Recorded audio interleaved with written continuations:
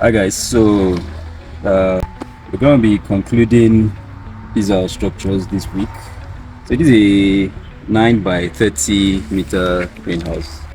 So this is expected to accommodate around 1,200 to 1,300. That's what's left for us here is just covering. And that's actually a lot of work. But then it's up to the task. So yeah, so this should be concluded sometime this week, and not really decided yet what we're going to be planting here. Or let's conclude it first, then we'll decide what to plant. So yeah, so I mean, basically 90% done. Yeah, so just let us cover, prepare our soil, and we're good to go. So we'll keep you updated on this. See you guys.